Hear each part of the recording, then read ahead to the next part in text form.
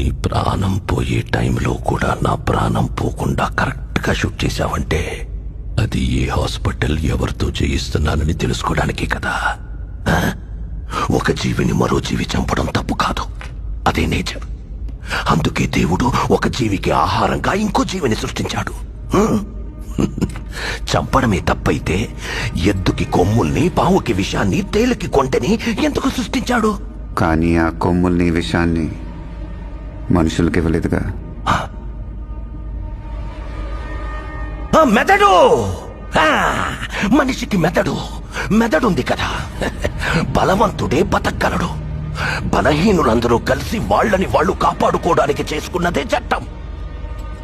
జింకని చంపితే శిక్ష, మేకని చంపితే శిక్ష లేదు.